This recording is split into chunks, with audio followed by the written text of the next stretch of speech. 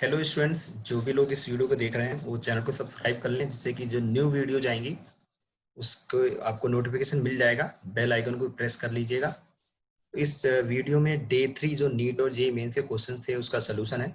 देखते हैं सोल्यूशंस।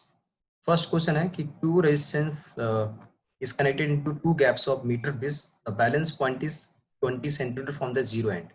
अगर एक रजिस्टर P ओम का है, एक Q ओम का है, तो इनका रेशियो कितना आ जाएगा? P बाई क्यू आ जाएगा 20/80, क्योंकि टोटल लेंथ 100 सेंटीमीटर होता है। तो अगर एक 20 है, दूसरा 80 सेंटीमीटर हो जाएगा। यहाँ से क्लियर पता चल रहा है कि जैसे 20 सेंटीमीटर कम है तो P रेजिस्टेंस की वैल्यू भी कम है। ये हो गया इक्वेशन 1। उसके बाद इसने क्या बोला है कि resistance of 15 ohm is connected in series with the smaller one. इनमें से जो छोटा वाला रेजिस्टर है मींस P, इसके साथ में एक 15 ओम का रेजिस्टर कनेक्ट कर दिया। तो अब P वाले प्लेस के पे इक्विवेलेंट कितना हो जाएगा? रेजिस्टेंस P प्लस 15 और अपॉन Q। उसके बाद इसने क्वेश्चन बोला हुआ है न्यू बैलेंसिंग लेंथ हो गया 40 सेंटीमीटर, मीन्स ये हो जाएगा 40/60। ये इक्वेशन 2 हो जाएगा। अब इक्वेशन 1 एंड 2 दोनों को सॉल्व करेंगे। सॉल्व करने के बाद में जो P की वैल्यू आएगी वो आ जाएगा 9 ओम। तो 9 ओम इसका करेक्ट आंसर है। ऑप्शन सी करेक्ट है इसका। तो यहाँ से बता सकते हैं इसका करेक्ट आंसर ये ऑप्शन सी है। नेक्स्ट क्वेश्चन देखते हैं। इसमें दे रखा है कि in the shown arrangement of the experiment of meter base of if AC corresponding to null deflection of galvanometer is x, what will be its value if the radius of the wire is doubled? तो radius के thickness से कोई फर्क नहीं पड़ता है, उसके radius increase हो डिक्रीज करें कोई फर्क नहीं पड़ेगा, बैलेंसिंग लेंथ उतना ही रहेगा। तो बैलेंसिंग लेंथ सेम रहेगा, तो इसका आंसर क्या हो जाएगा? Option D. तो ऑप्शन डी जो है ये इसका करेक्ट आंसर, करेक्ट ऑप्शन है। नेक्स्ट क्वेश्चन देखते हैं। नेक्स्ट क्वेश्चन दे रखा है कि यहाँ पर registers P and Q are connected in gaps of the meter base. The balance point is obtained 1/3 meter from the zero end. If 6 ohm resistor is connected in series with P, the balance point shift to 2/3 from the same end.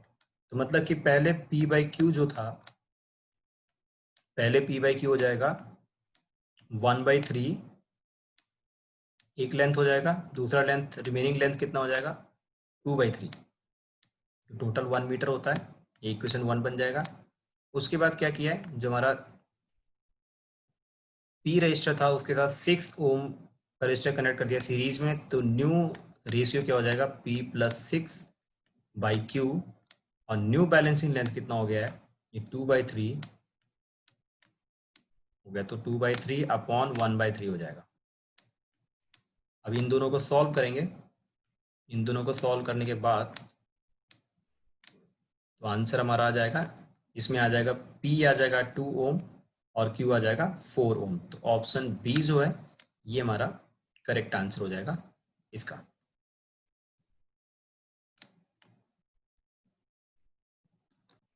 देखते हैं question number 4। Question 4 में दे रखा है resistance of 2 ohm is connected across the gap of the meter base and unknown resistance is greater than 2 ohm is connected across the other gap. मान लेते हैं एक रेजिस्टेंस 2 दे रखा है, दूसरा x मान लेते हैं। तो बैलेंसिंग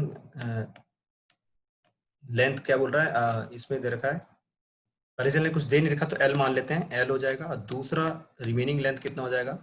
रिमेनिंग लेंथ हो जाएगा 100 माइनस L। ये हो गया इक्वेशन 1।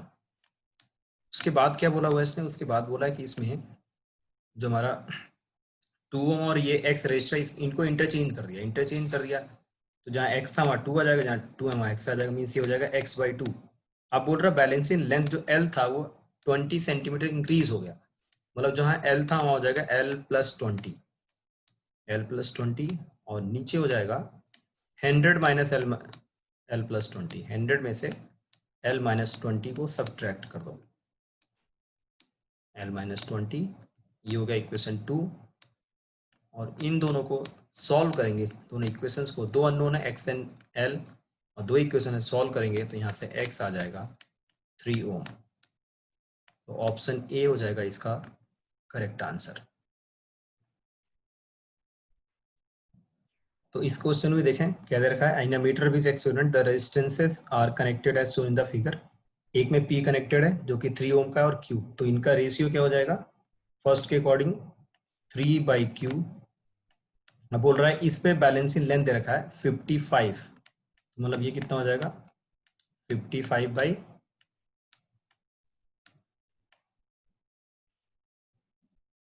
पे हमारा यहाँ से आ जाएगा, सब्ट्रैक्ट कर तो ये हो जाएगा 45, यहाँ से q क्या हो जाएगा, q हो जाएगा कैलकुलेट। बोलो now an unknown resistance x is connected in series with p and the new balancing length is found to be 75 centimetre. p के साथ एक x कनेक्ट हो गया तो न्यू क्या हो जाएगा, ये हो जाएगा p plus x upon q, q तो कैलकुलेट हो चुका होगा फर्स्ट वाले से ही, और न्यू बैलेंसिंग लेंथ 75 हो गया तो ये हो जाएगा 75 अपॉन 25। अब यहाँ से कैलकुलेट हो चुका होगा q, तो फिर q की वैल्यू यहाँ पुट करेंगे, पुट करने के बाद देखना तो x की वैल्यू है ये 48/11 ओम आ जाएगी, 48/11। तो ऑप्शन सी जो है ये हो जाएगा इसका करेक्ट आंसर।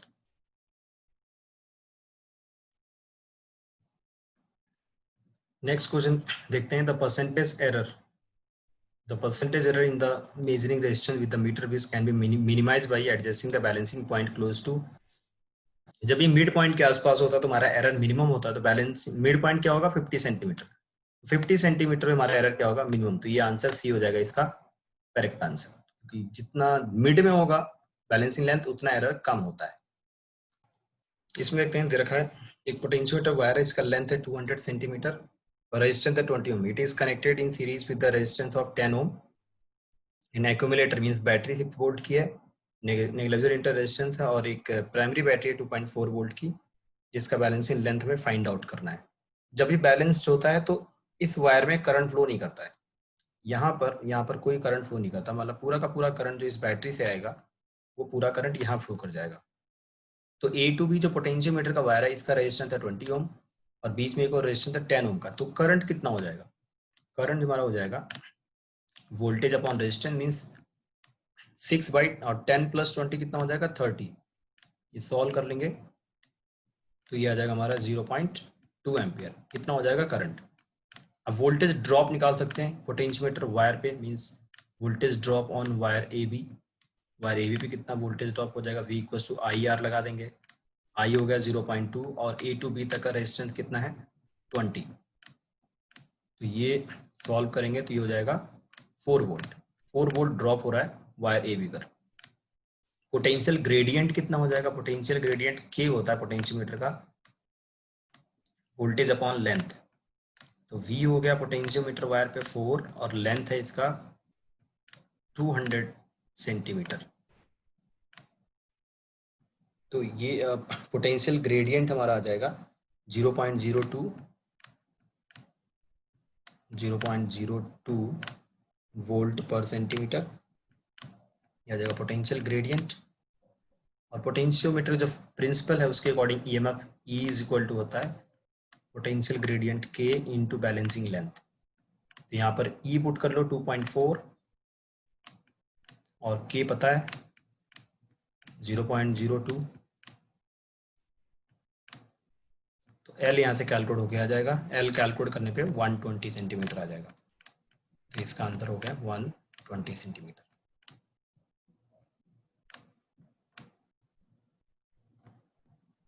ये इसका आंसर हो जाएगा।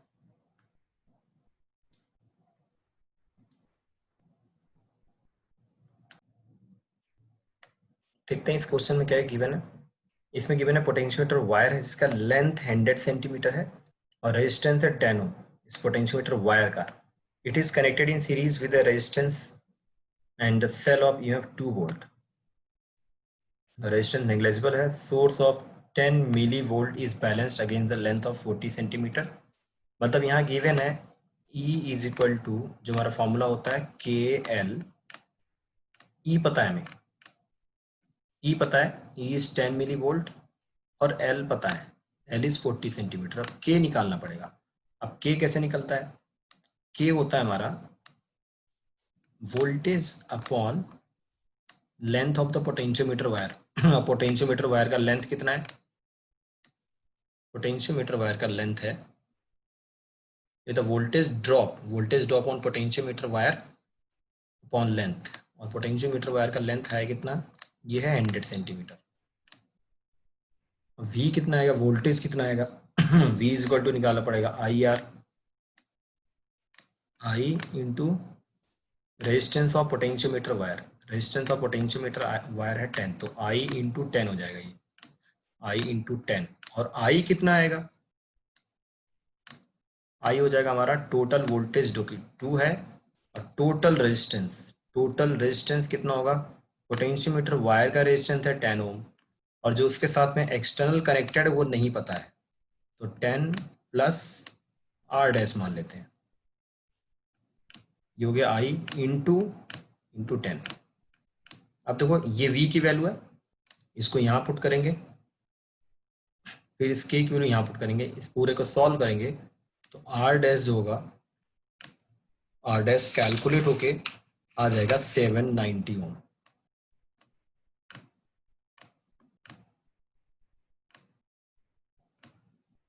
ये आ जाएगा आंसर, तो ऑप्शन ए हो जाएगा इसका करेक्ट।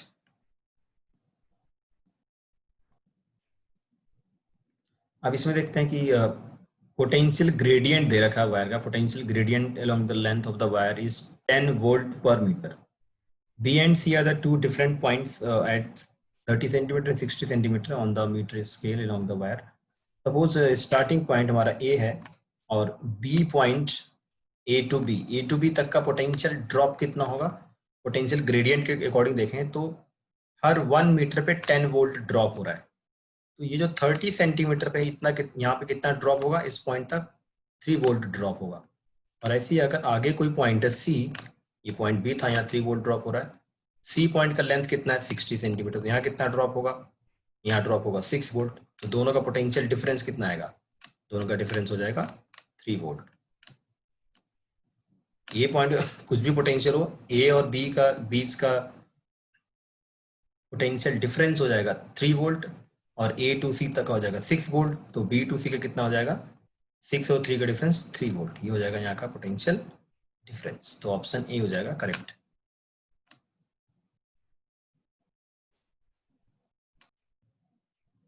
नेक्स्ट क्वेश्चन देखते हैं, तो इसमें दे रखा है figure shows a potentiometer wire and cell C of EMF 2 volt and the internal resistance 0.5 volt connected to wire AB. A standard cell C1 is replaced by cell of EMF E. The balance point is obtained at 75 centimeter. What is the value of E?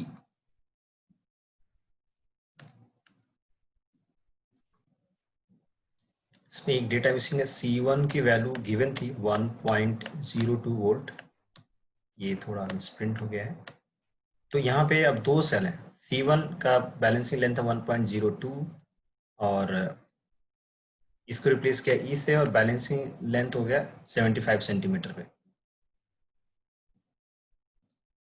तो यहाँ पर जो हमारा formula होता है simple, ये हो जाएगा C1 इज इक्वल टू के इंटू L1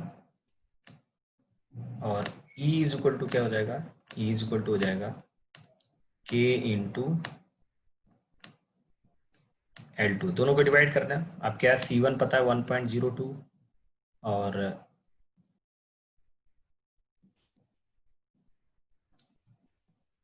यहाँ पर थोड़ा डेटा कुछ मिसिंग है, इस वजह से ये तुम्हारा एक दे रखा है 72.5 और ये नोन है, L1 भी यहाँ पे गिवन होना चाहिए था, L1 length, yes L1 length 51 centimetre है, यहाँ पे मिसिंग है, L1 है 51, ठीक है, तो L1 51 है, तो ये पुट कर लेना L1 51 सेंटीमीटर, वहाँ से सॉल्व करेंगे तो जो E होगा ये आ जाएगा 1.5 वोल्ट।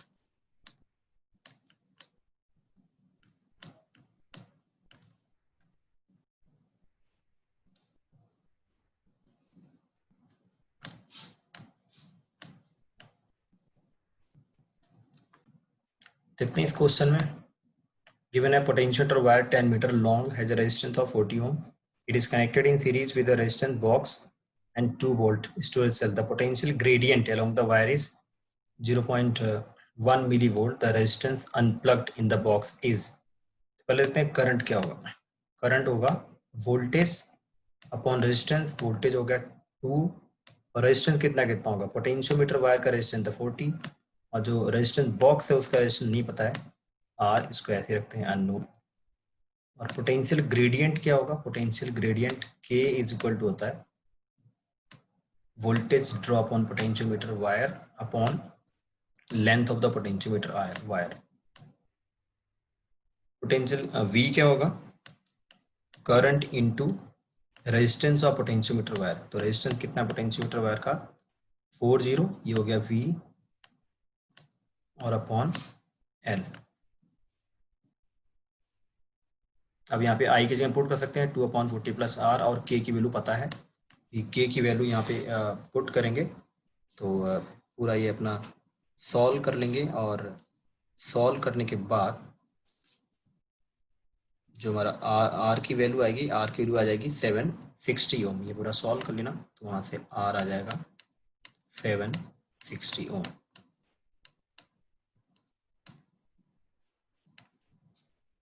ये हो जाएगा इसका करेक्ट आंसर। इसमें देखते हैं, there can be a potentiometer where the balancing length with the cell is at 240, ये हो गया L1। on shunting the cell with a resistance of 2 ohm the balancing length becomes 120, ये हो गया L2। find the internal resistance। internal resistance formula होता है direct R is equal to L1 minus L2, L1 minus L2, L1 upon L2 minus 1 into R, जो connect किया है register. तो कितने ओम का कनेक्ट किया है? 2 ओम का, ये R।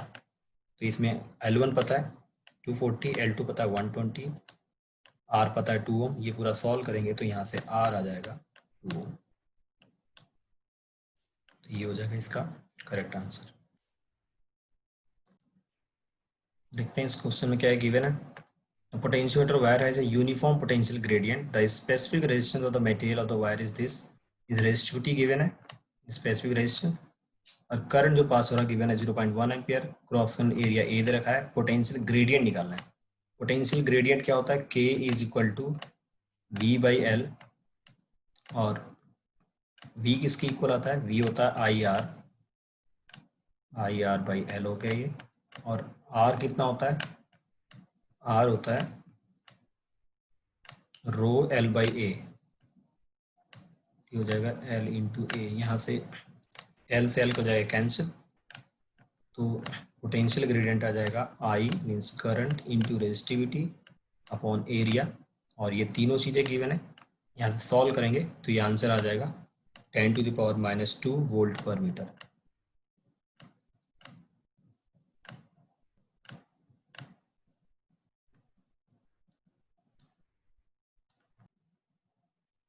इसमें देखते हैं, in a potentiometer of 10 wires the balancing point is obtained on the 7th wire, to shift the balance point to the 9th wire we should. Balancing length increase करने के लिए जो रेजिस्टेंस होता है मेन सर्किट में, उसको increase करेंगे तब भी इंक्रीज होता है, और जो सेल के साथ रेजिस्टर लगा होता है उसको इंक्रीज करेंगे तब भी बैलेंसिंग लेंथ इंक्रीज करता है। दोनों केस में इंक्रीज करेगा, तो ये ऑप्शन सी हो जाएगा, बोथ बी एंड सी, ये ऑप्शन इसका करेक्ट होगा। इसमें देखते हैं, accurate measurement of EMF can be obtained using multimeter, voltmeter, voltameter, potentiometer. तो इन सब में पोटेंशियोमीटर ही ऐसा है जो नल डिफ्लेक्शन पे वर्क करता है, मतलब कि करंट विड्रॉ नहीं करता है, इसलिए सबसे एक्यूरेट रीडिंग कौन देगा? पोटेंशियोमीटर ही देगा, क्योंकि ये तब रीडिंग दे रहा होता है जब एक सेल के थ्रू कोई करंट फ्लो नहीं कर रहा होता है, इसलिए इसकी रीडिंग सबसे ज़्यादा एक्यूरेट होगी। तो आंसर हो जाएगा पोटेंशियोमीटर।